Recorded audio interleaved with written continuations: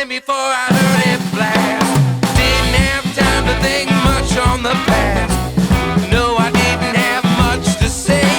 My lips went numb and then I went away. Here I am in the basement room, sweeping up cobwebs with a worn-out broom, writing you a message on a dusty floor, so I can move on to a distant shore. Over my coffin place a slow white dove, show the world that I died for love. Bury me beneath the dogwood tree, so when a leaf falls it's like a kiss from me.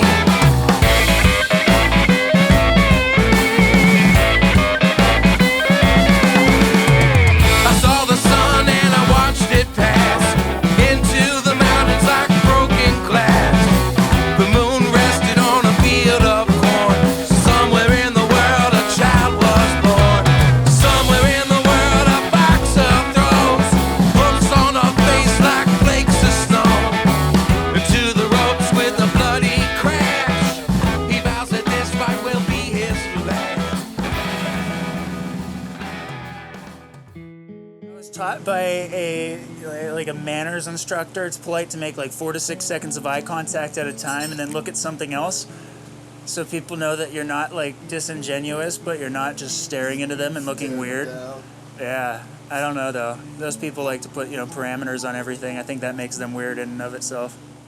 Every glass blower that I know, or lamp worker, I'm sorry, it's just so easy to confuse the two. Like, glass blowing is like glory hole, like teamwork, like two hands dipping it in. This is lamp working. It's more of a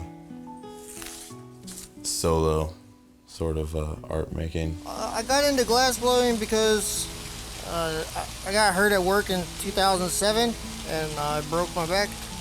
So I needed something to do. Like, I was sitting at home, depressed, drinking a lot. My wife was mad at me. Life sucked. I needed 18 when I started and working in a cardboard box factory. I didn't get into glass blowing and then start to make pipes. I got into glass blowing because I wanted to make a glass pipe and be a glass pipe maker, and I didn't even have a desire to make anything else. I took my chances, cashed in my 401k, started this. Haven't looked back. I never wanted to blow glass. It never was like that. I don't know if I should say this. I used to buy all my weed off some kid I knew, and he somehow acquired a glass blowing setup in a trade, and he offered it to me for $100 because he thought it was too much paraphernalia in his house. It was really just a shitload of glass tubes. He offered to me for $100. He walked outside, hooked the torch up for $100. I was able to do this.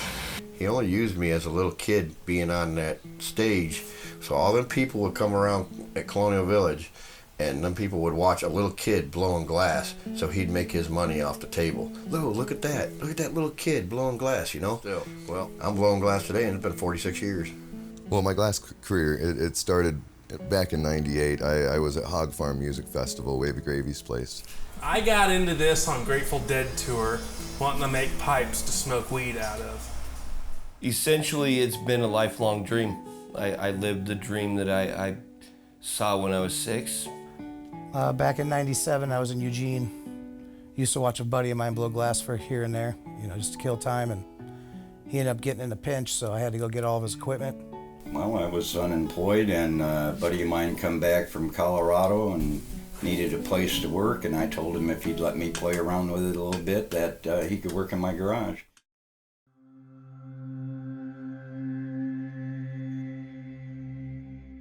I got a full-time job that pays all that and pays my taxes.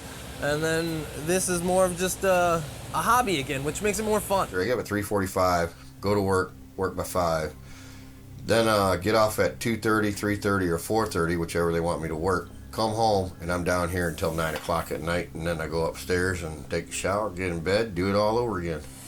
I guess in a lot of ways, I just feel like I checked out of the rat race. And I focus mostly on just making the coolest shit that I can make now. I'm not going to recommend anybody quit their day job. It's not an easy life to live. It's not it's a lot of work. You got to love doing this shit. I don't care if I ever clock in ever again in my life, to be honest. I've made my living with glass for 15 years now. I can't say that I've been rich, but I've been rich at heart. I've really gone so many different places and met a lot of really amazing people with my career here. You either have to have a regular 9-to-5 job, which I don't have, or you have to try to sell some goods here and there to make a little bit to live on. But when you first get into glassblowing, it's a good idea to have that at least part-time job, because you're not going to just make it right off the get-go. If you're working at McDonald's and you're not smoking weed, you're crazy. That's all I was really doing. Is as soon as I got there, I was smoking a bowl, and on my break, I was smoking a bowl too. It kept me sane. I love what I do. I do not work for myself, that's for sure. I definitely work for Dave Winship out of Cornerstone. I've been doing glasswork since '96, so I've done a lot. I've been doing it full-time since 2005. I welded full-time for a while, and I got laid off, and that's kind of what encouraged me to open my business.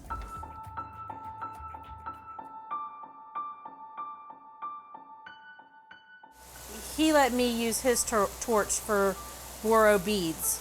He would not let me make a pipe on his torch. I had to make enough beads on his torch to buy my own torch. And then I could make pipes. Working by myself in my garage, I don't know a lot of terms of what, I read contemporary lamp working and stuff like that. It was on my shelf. I don't know where it's at now. But all you just did to roll a joint. And once he learned from that guy, he came back here and was like, well, I'll show you what he showed me, but I paid for the knowledge, so you gotta pay me for the knowledge. So it was kind of like I'm paying a newbie who just learned for the information that he just learned, because he had kind of swooped my connection right there, I gotta admit, I'm still in the stage where I'm 50-50 on, do I want to really tell this person how I do something, or do I want to keep it to myself so that I'm not competing with somebody and, just giving them more fuel to compete against me. You had to know a glassblower to get any information on equipment, any of that, because there wasn't Google. There wasn't, the internet was there, but web searching back then just sucked. It's probably 6 years ago on those little bitty hothead torches. I made those for 2 years before I bought my first torch and made a spoon.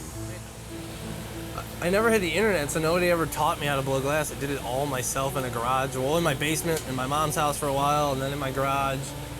And then it was just, I never had any sort of internet. So at one point I bought a pipe and cut it in half.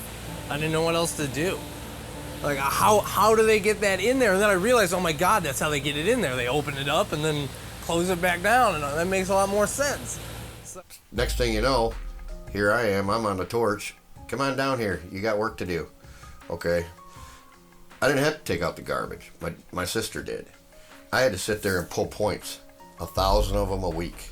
Dad passed away, and now Rob Nelson's teaching me the stuff that my dad didn't teach me when I was doing the machine shop. So now that I'm blowing glass again and been doing it for a while, he's teaching me a lot of stuff that my dad didn't teach me. There's a lot of people that have a different opinion about ways that you can learn to blow glass and to learn how to do it.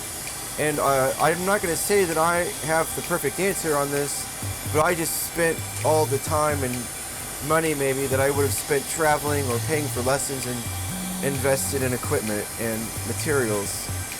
And I burnt myself a lot, and I've got all kinds of really wicked ass scars to show off.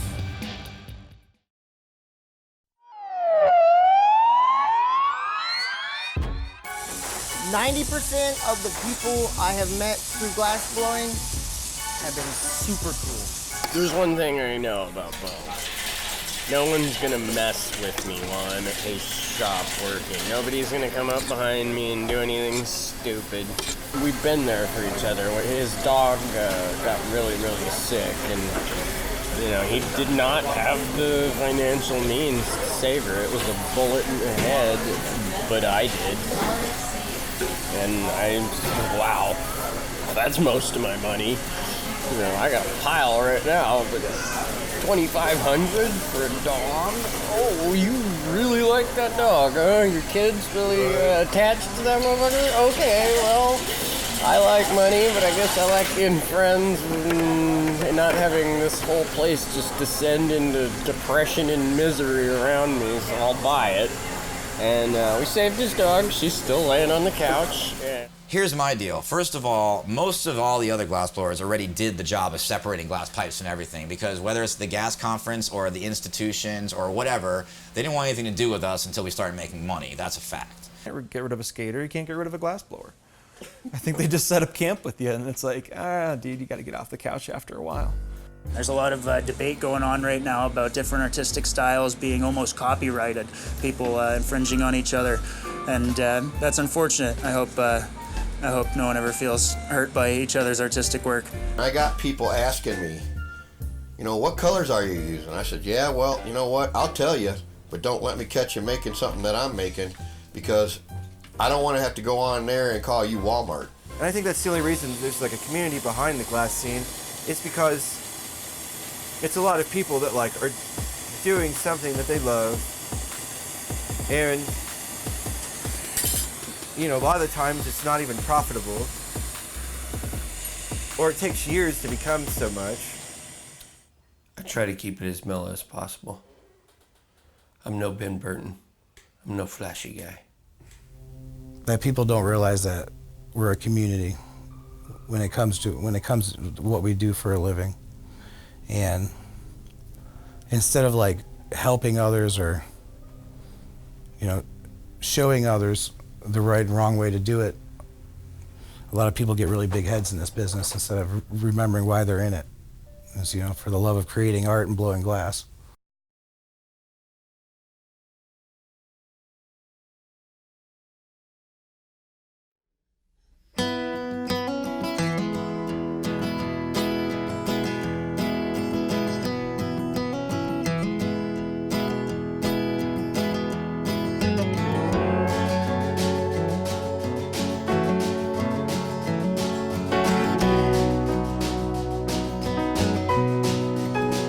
Down by the riverside, under October stars, that's where you kept me dry, in your shiny black car. Wednesday night I walk down your basement stairs, that's where I left behind my true love there.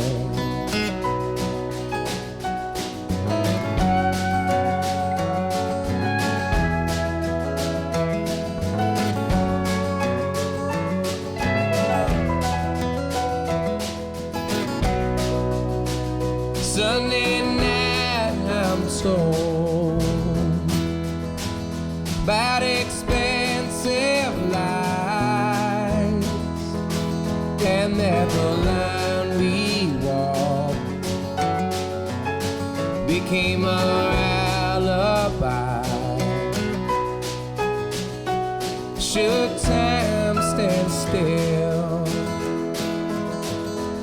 hindsight obscure, meet you at mountainside, meets the water.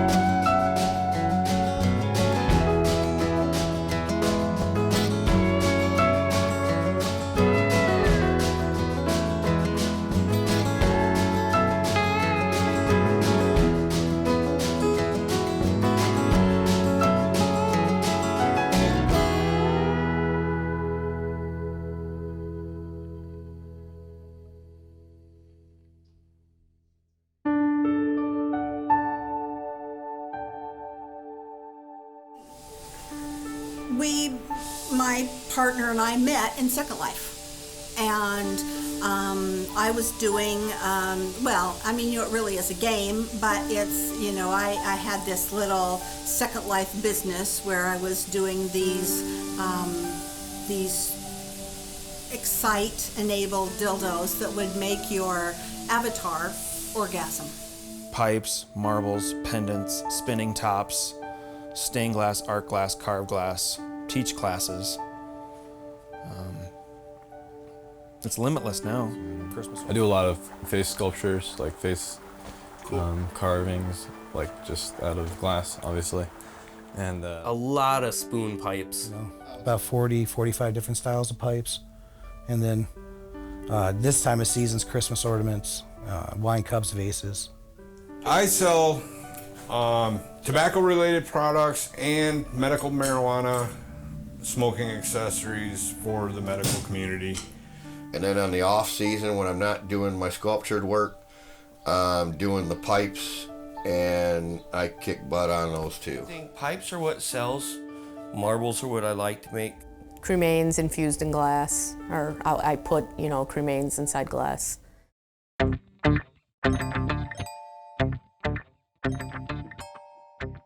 I used to make a lot of pipes. I did a lot of production for a long time.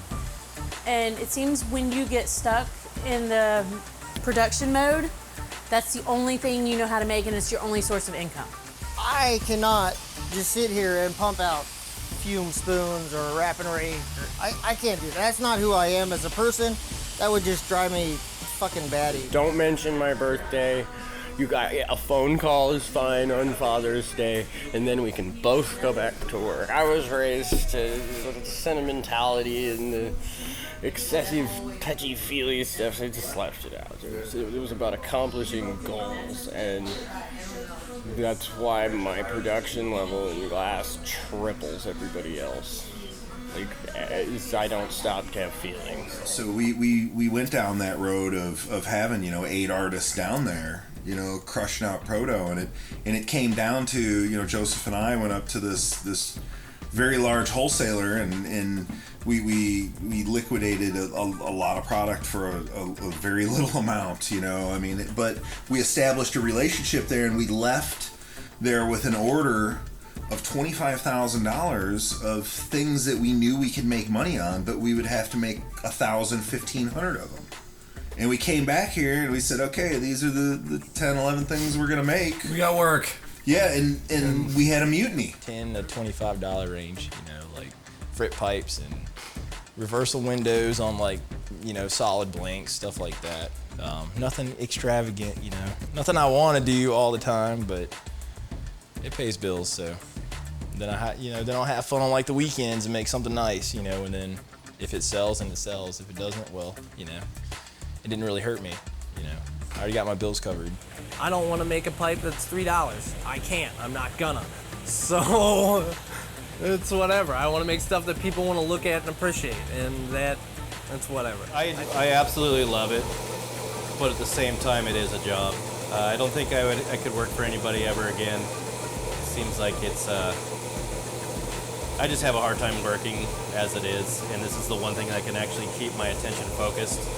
I don't really operate a production line. I don't have a piece that would go in a catalog that you could sell to somebody. And that probably has costed me money over the years. But at the same time, if I really wanted to go get a job, I could. Throughout all these years, I've always been a production artist, as I would say. I've thought the meat and potatoes were in, making the small stuff. That's what sells all the time. And when you're sitting and doing production work, I would work, all the time that I worked with Dick, I worked 7 days a week. The only 2 days we took off a year was Easter and Christmas. And we worked anywhere from, a short day was 12 hours. Long day we'd work 16, 17 hours. And it was like, we used to make animal sets where there's 3 pieces to them. I would sit and make 300 of those sets in a week. I have my production. When you first start blowing glass, you need to have that one thing that you sell. If it's a pendant, or if it's a spoon pipe, or one hitter, or just a shot glass. You need to be able to make your production so you can continue to make your art.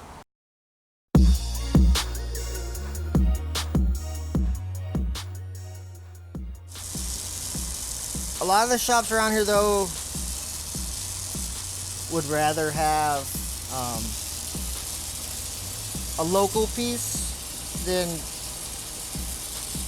an Asian piece or whatever. They sell. I mean, they're gonna sell everywhere. Somebody wants a throwaway piece or what, you know. But I'm not making throwaway pieces, so it doesn't matter. It doesn't affect me. Well, you know, China has They're an not going interesting thing where a lot of the factories over there that are producing the glass have been trained by some of the best guys in this country. You know, I'm Right. talking to a couple guys, and they've told me that they have consultation jobs with factories in China. They make 60 G's a year or more just to go over there once a year and kind of dial back in. Adapt and adjust to the market. You know, it's like they're making something for $3. You know, if you can, you don't have to make it for $3, but make sure you still have the quality, there, and you charge still double that for like a puffin chuck or something. Like they're getting it for like $1. That's cool and all. They're cheap, but when you tell somebody, it's like, yeah, some kid probably made that, with no ventilation in India or China, probably died like 5 or 10 years later because of it. No, not where they're taking business from me or anything like that. I like using their glass because it works. Some of the black gets a little bit cracky, but the thing about that glass is you don't really know who's making it. It might have a Chinese manufacturer name on it, but they may still be sending it to be produced in Czechoslovakia. How do you really know where the manufacturing facility is? They're gonna outsource too. Man, there's too much of it. That like limits us as artists.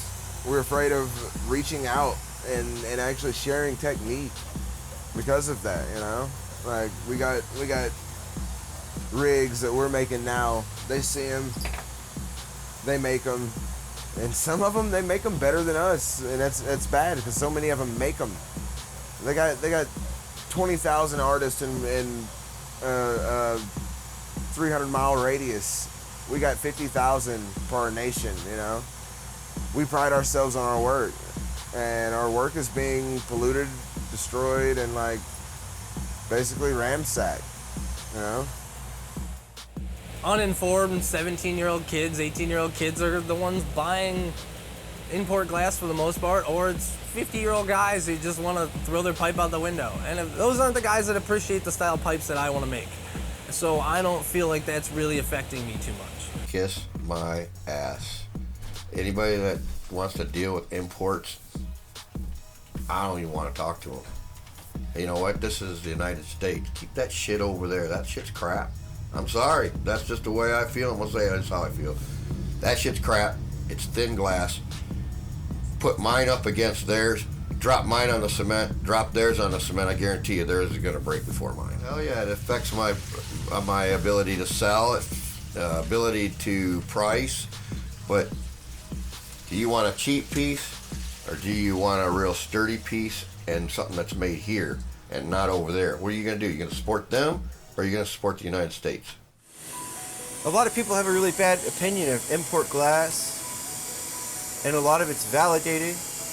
But I think a lot of times people take the excuse that it's cheap Chinese glass. And I don't buy into that. If those guys are making a pipe that somebody wants $5 grand for, and they'll make it for $40, you gotta make it better. That's basically it. You gotta do the one thing that those guys can't do, and that's put in time and hours, I guess. I guess in a lot of ways, I was influenced by watching the scene around me really panic about all the Asian glass and the Indian glass and the guys that are knocking a lot of people in the field off. And there's a lot of politics in it all, It's like anything. There's a lot of shit talk and egos and things that you got to sift through. But, I don't hold it against somebody because they're Chinese that they can't make a good piece of glass. That doesn't mean to me that you can't make a piece that's competitive to what I can make. The import glass market, yeah, A lot of people complain a lot about it. I had myself at times through the career have felt like maybe it might be ruining the markets and whatnot, but really the glass market is huge. Started showing up from what I can remember around 75, and it just kept increasing, but it really got overwhelming in the 80s. So much coming from Taiwan. It's like every damn gas station is carrying import pipes and stuff like that. They buy the damn things for $1.50. You cannot compete with that. So why try? People can recognize Chinese and Indian and local made pretty quickly. This color speaks for itself. The proof is in the pudding. I don't know, I know Hapa from Team Japan and Yasa. They don't speak really any English, but they're great artists, great glass blowers. They have their own like techniques. Hapa especially, he's probably one of the most up and coming artists that I know at the moment. Besides Nico Cray, I guess. He's doing some crazy stuff. Imports don't really mess with me that much. After I got out doing production, I'm kind of trying to get into the whole high-end glass scene now. And there's only like a few people that are actually doing that on the other side of the ocean.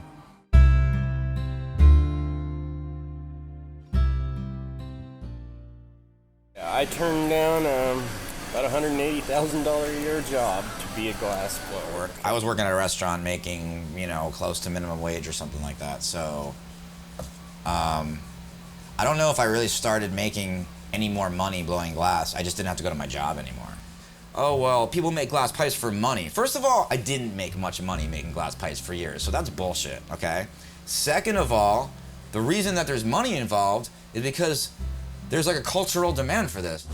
I wonder. I've heard people say more money, more problems, but man, have I ever seen money solve a lot of problems. Oh yes, I got a $17,000 side-by-side four-wheeler out there. I got another Sportsman 800, $12,000 quad runner out there, and my Harley and my box truck and all my equipment and everything that I got. Yeah, I think I am pretty successful. The hardest thing to me is pricing my work. I don't like to price it. It's kind of, if you like it, I'd rather you have it. I'll give it to you. Rather than, if you want me to have money for it so I can get more stuff to do more, cool, you'll figure that out. We can come to an amicable agreement, but I'd rather just give it away. I've always made money at glass.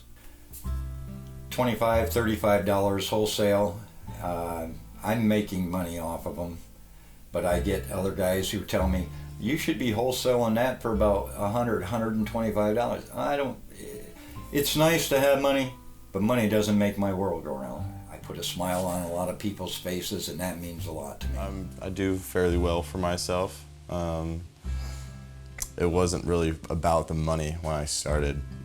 Everyone wants to make that one specific piece and everything in their mind when they first start blowing glass. I'm surprised at the money I do make and that I'm able to pay my bills by putting people or pets inside glass.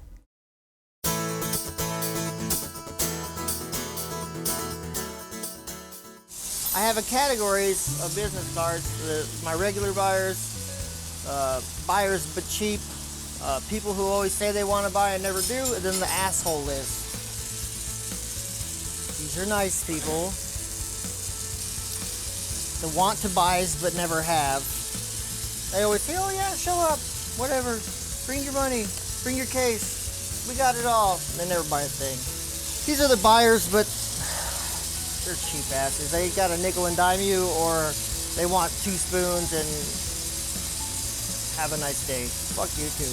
They should all be in the asshole stacks anyways. And then we have the asshole stack. This is for all you special local people that are just dicks. So we kind of just decided to be done with trying to sell other people's art in a market that's just not supporting it. You know, we'd have to drive to Chicago, and Doug would have to spend a week or two away from here, which means that we're not pulling tubing, And that means that, you know, we're not producing towards our end goal. But I would return with a stack of cash. Well, of course, but it still wasn't worth all the drama and the responsibilities and just people being the inconsistencies really is what got to me, you know, not just in production, but also in behavior. Quality over quantity. Everybody makes a buck, you know. Usually, I mean, it's like the people that buy our glass off us, they always make more than we do. But I can't really picture doing anything else. I enjoy it. Because there's a lot of really good glass blowers, but they don't know how to sell their pieces.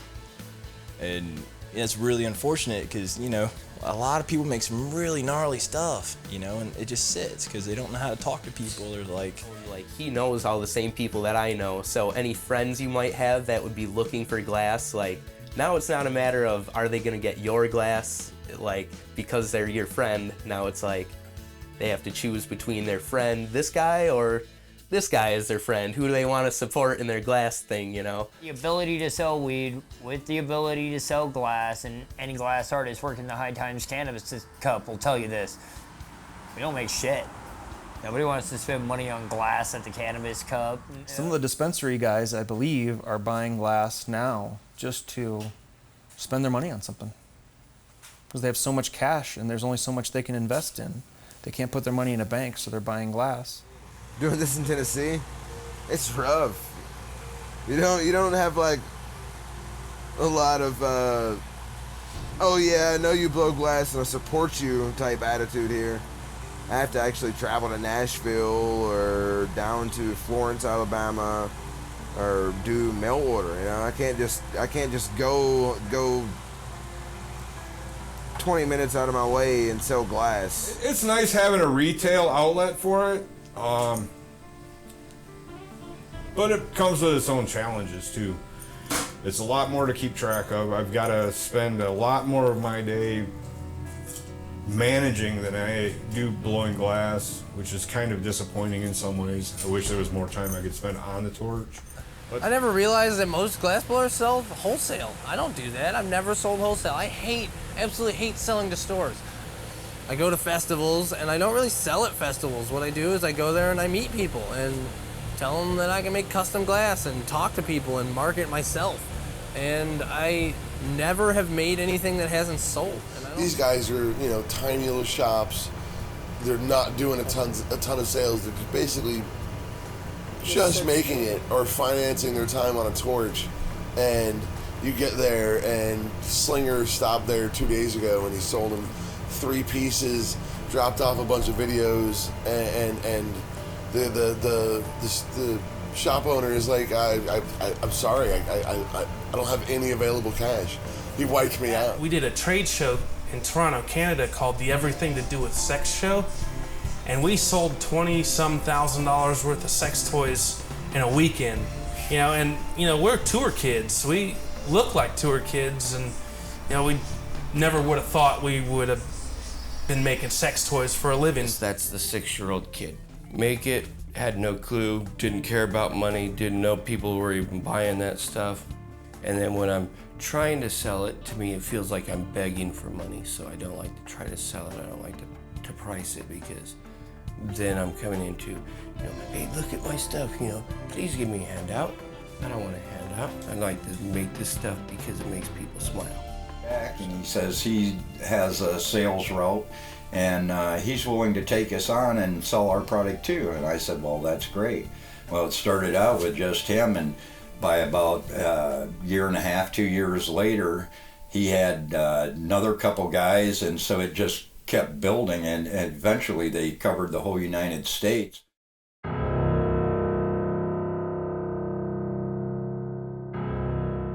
Like, there's been times where I was pretty much living on the streets and just trying to hustle to make money if I wasn't working.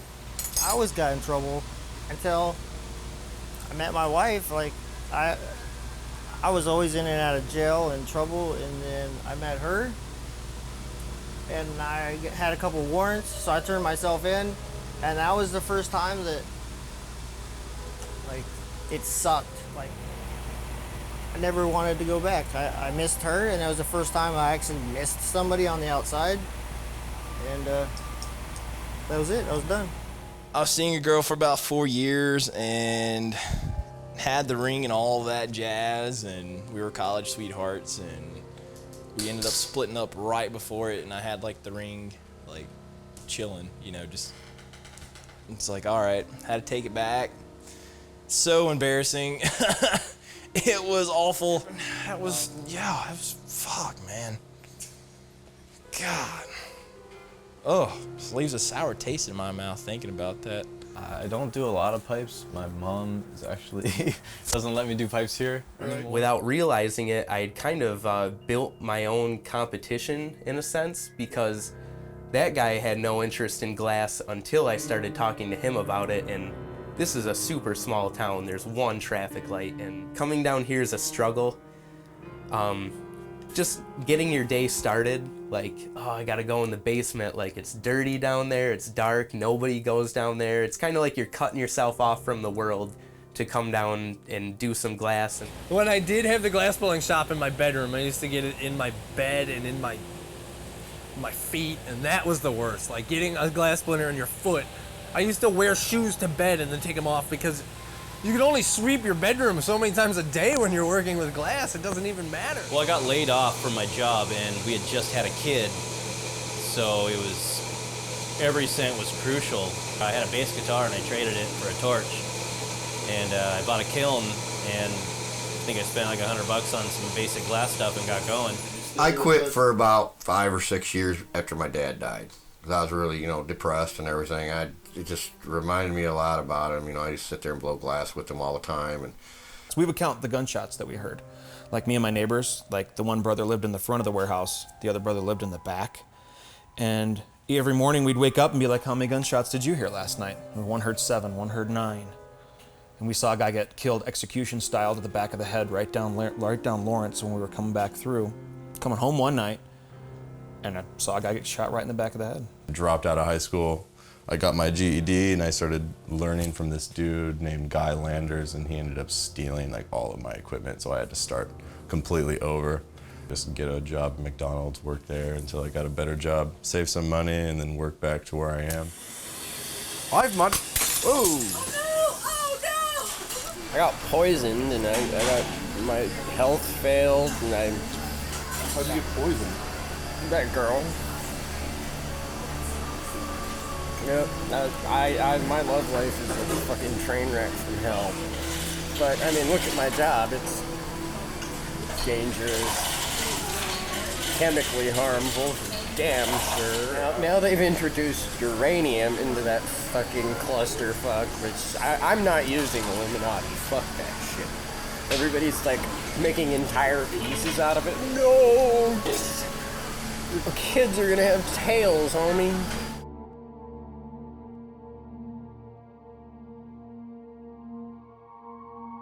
New Year's Eve, I almost burnt my finger like in half making a cereal spoon for somebody.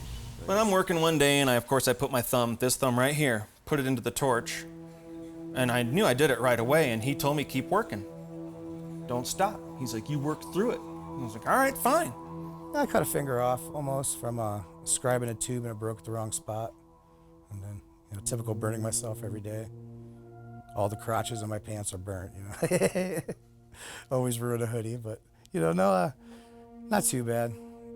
I burned all my dreads off a couple months ago, so. Oh man, I've been burnt so bad before. Yeah. Dropping stuff in your shoe, in your pocket, in a pant cuff. Went and heated it up, and I thought it was all melted in. Well, instead of going down and blowing, I went up and blew, and all the glass slid down into my mouth, stuck to the bottom of my tongue, and I was pulling out skin, and I was pulling out glass. And, I'm going to finish it, and I break the handle off, and it rolls down my stomach, and it lands in my belly button. And I ended up with a donut burn in my belly button. And I took it with me the next day to the market, and the lady thought it was a good enough story, she bought it, and it had a spot where it had burnt me on the torch, or on the marbles. So I remember blood squirting all over the place, and a lot of people were frightened, telling me I had to go to the hospital, but yeah, I grew up knowing quite a bit of first aid, so I just took care of myself. And when I brought my hand back, I ran the side of my knuckle through the flame, and 3 days later the hunk of meat fell out, and you could see the joints in my finger. Working out of my parents' basement, and I wasn't paying attention, and I heard something behind me, so I went to turn around and look. And while I was turning, I moved my hand with me, and I stuck my hand right in the flame. No, this fucking shit is completely unregulated. It's like giving toddlers AK-47s. Worse. Nuclear material in the hands of fucking stoners? Oh my god. Why would you do that? That's just not a good idea. So it glows in the fucking blacklight? Are you kidding me? Are you fucking with me upside down on a rusty board? Restless night, juggling dynamite, sign my boot shape, my face shape, my name. Burns my eyes inside these ballroom skies. Sam Cooke, sing another just for me. Take me on down the track. Take me down the track a while. Before I fall, the weight of the world. Take me to my good call, girl. She's got a restless smile like an oil and crocodile dance, like a whisper, like a killer, like a crow. When she slides on by, those boys are hypnotized, and their heads fall down like dominoes. Take me on down the track. Take me down the track a while. Hear my call, won't be freedom at all if I haven't got my groove on.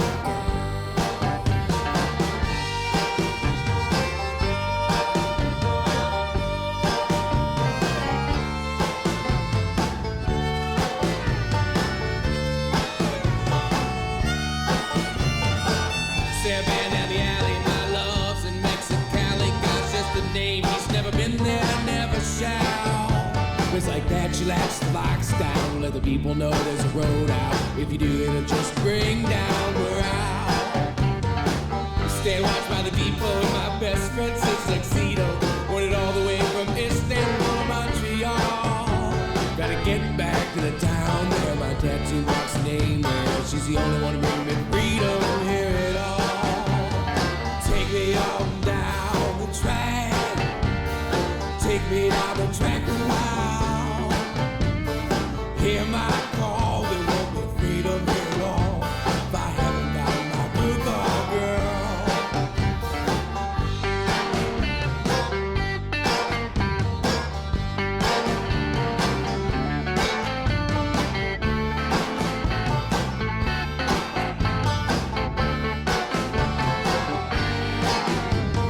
Haven't got my good call,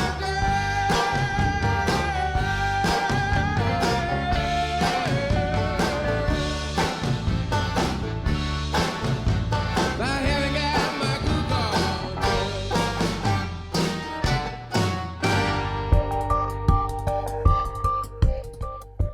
Even the name Marble Slinger was me being paranoid about when I first got on the internet about people thinking that I was like making drug paraphernalia, and I was like, I don't know how the internet works.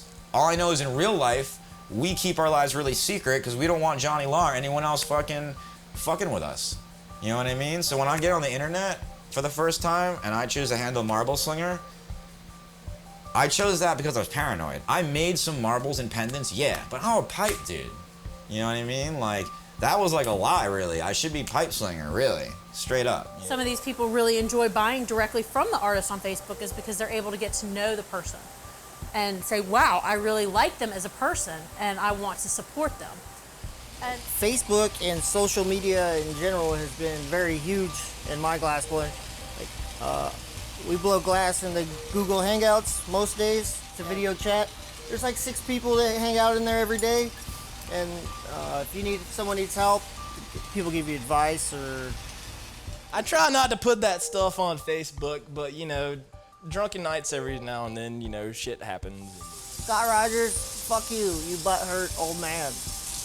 How do you troll somebody and then cry like a bitch and block them when they troll you back?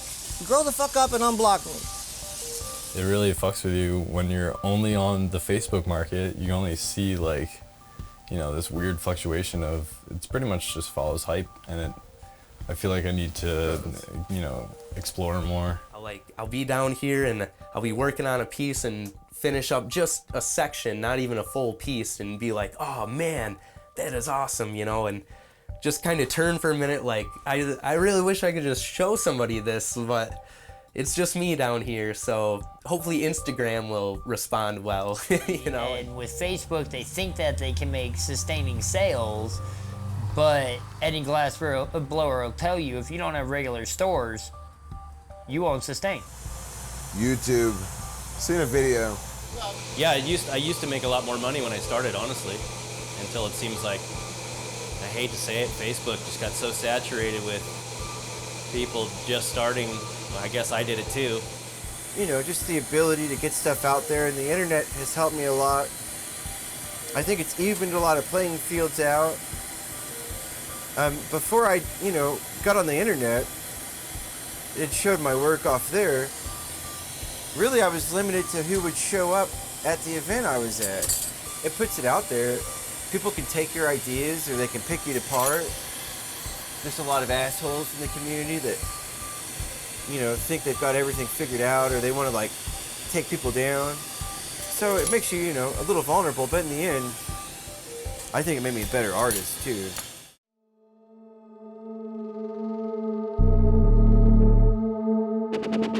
Bo and I can communicate when there's an issue, because the one thing I have learned, shop drama is the #1 killer of productivity that will stop your glass blowing dead in its tracks. And this is a fucking mess. To me, this is a mess. That's unfathomable to me. Like, trash can, when you put a trash can over there, just wipe it all right into the trash can when he leaves. I don't care, blow tubes, 12 mil, whatever is on the bench. As long as it's not a tool, color rods, whatever. Leave my shop a mess, I'll just throw it away. Don't be a dick.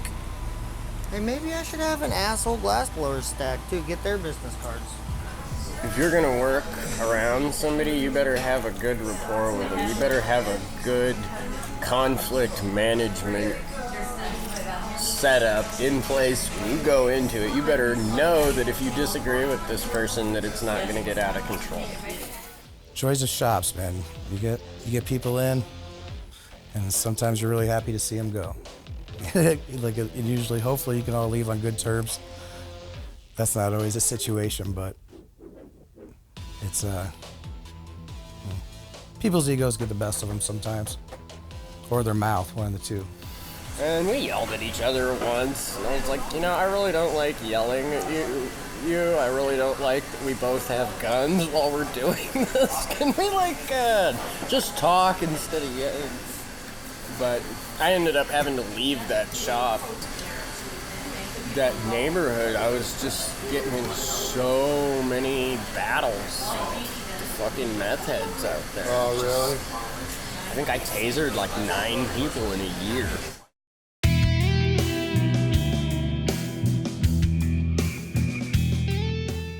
So I can put my weed pipe back on my bench and shit, because that fucker always...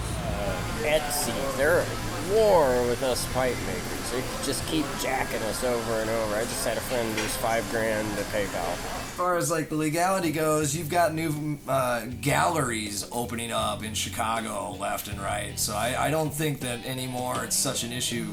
Illinois just passed a new law that says up to 15 grams of possession is just a ticket.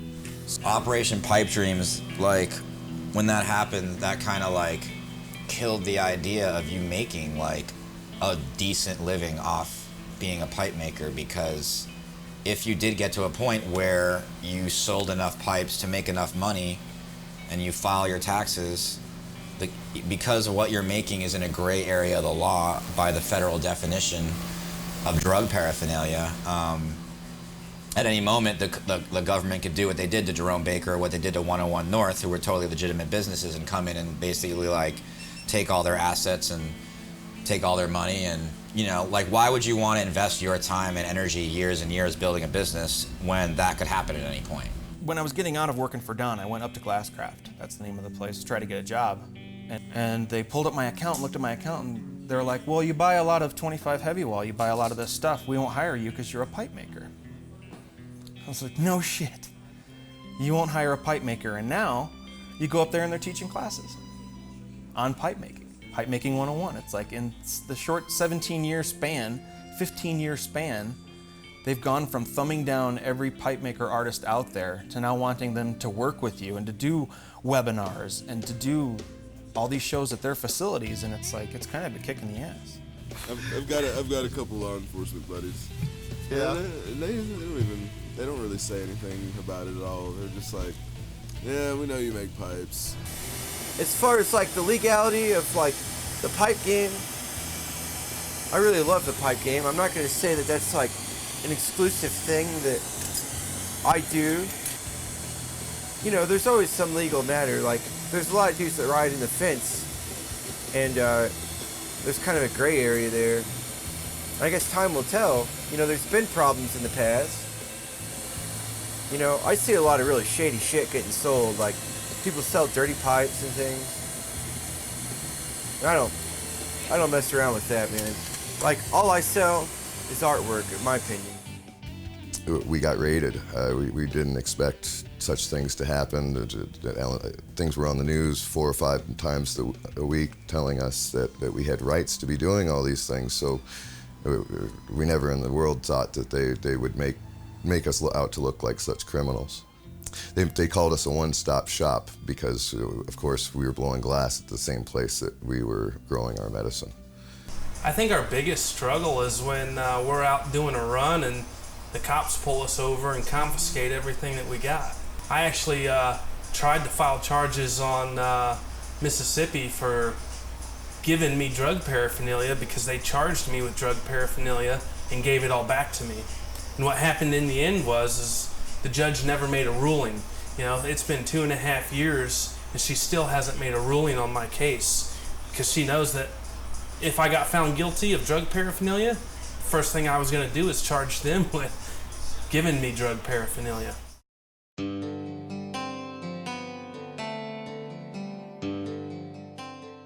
There's a lot of people who don't smoke because it's illegal, but would if it wasn't, and that's what's happening here. There's, you know, old people, fucking grandmas, whatever, they're smoking just because they can. They want to try it, or they need a pipe. You know, they don't. You know, this is the first year at the Oregon Country Fair that they're actually letting pipes be sold inside the fairground. I have an accountant and a lawyer. Everything I do is legal. You know, the only difference I really notice is that, you know, in the legal states, a lot of the people that are sick, they don't like to go to a head shop, you know, to get their pieces. You know, so when the dispensaries open, you know, with friends opening them and word of mouth, you know, it was just nice to be able to make pieces for them, and which really brought our business up a lot, like, you know, tenfold. So I'm more than proud to be seen smoking. Well, a lot of places we go there, it's completely unacceptable. They don't even want to say the town they're in. They'll just say the area they're in. Because just a lot of Shit, Colorado Springs, Colorado, I'm damn proud of it. The first time I walked into a dispensary, I was just... And the moment you hand over the money, you couldn't help it. You just... You're looking over your shoulder like, I mean, it's the weirdest feeling in the world the first time going up, hey, I want a quarter, and not, you know, wondering if the guy's a cop. I mean, I've had 70-year-old ladies come up and, you know, I got this bong at Woodstock and, you know, it's all pretty and stuff and I want a glass bowl for it, and you're just kind of looking up going, what, wait, huh?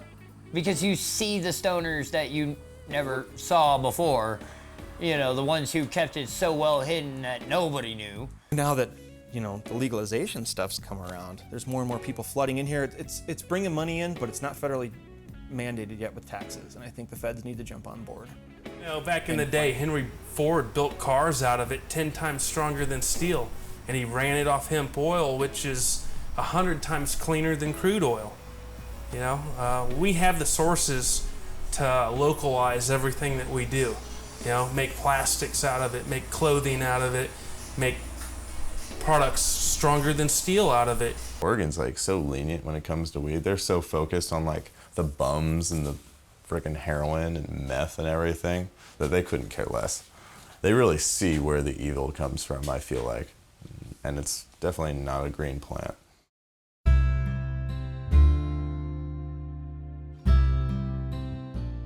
My hobby turned into an obsession, and next thing I know, I'm out here every day. It's easy for me to get lost, just forget about what I'm doing and just have fun, turn the music up,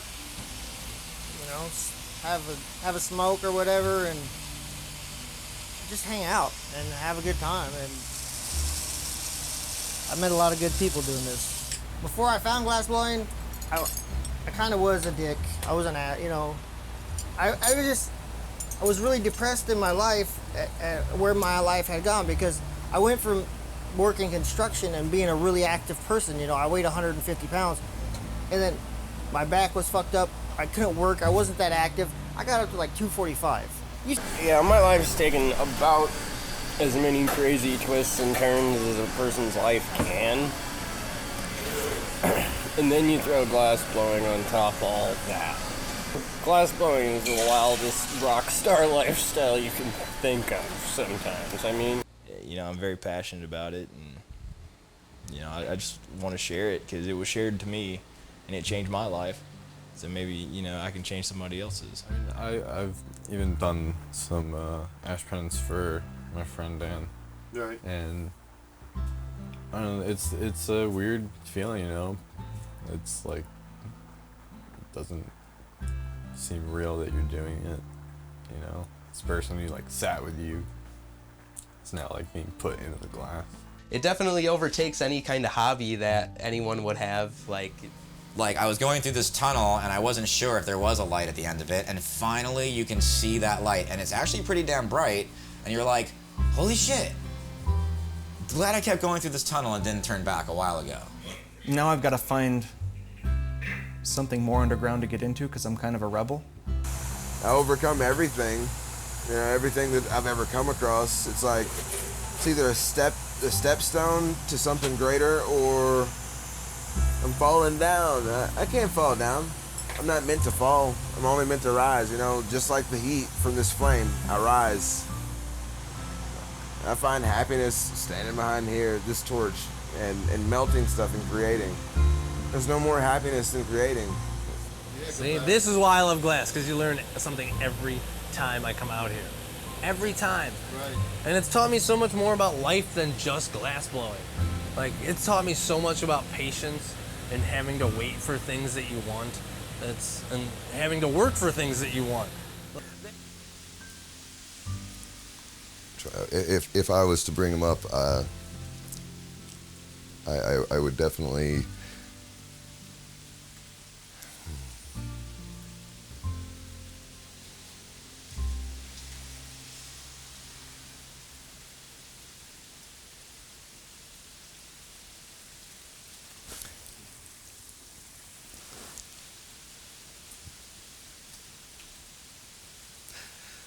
I don't know. I don't want to get too emotional. I probably will if I start going too much into Mouse and his life. If it didn't go together the first time, he'd go do it again, and he'd just laugh and dance with it, and truly, he made it look easy, from the very beginning.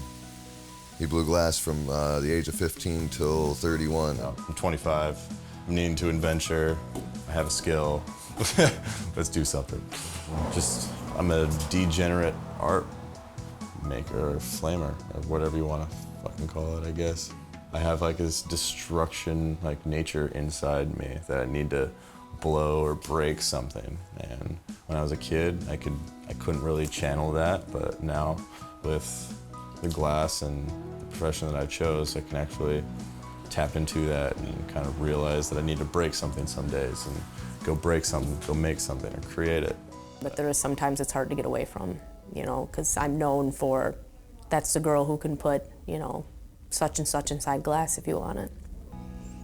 18, 19 years ago, however long it's been that I was, this whole glass journey I've been on, that I was gonna end up in the funeral industry, and it just kind of played out that I am, but I would never change it, ever. It's awesome that shit's getting legalized and it's becoming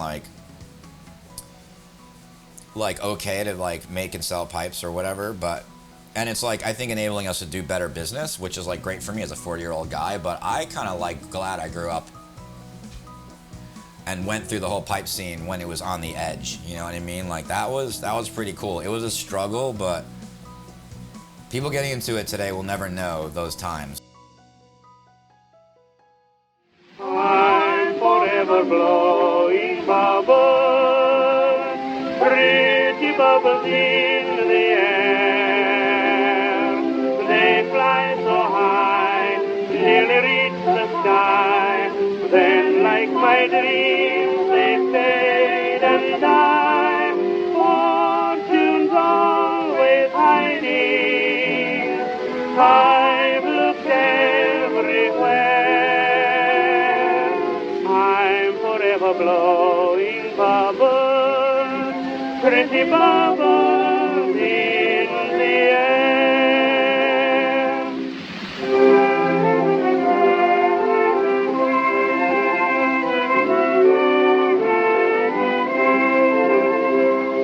When shadows creep, when I'm asleep, to lands of hope I stray. Then at daybreak, when I awake, my bluebird flutters away. Happiness, you seem so near me. Happiness, comfort and When you're knocking off the punnies, I always used to try to knock it off close to the marble.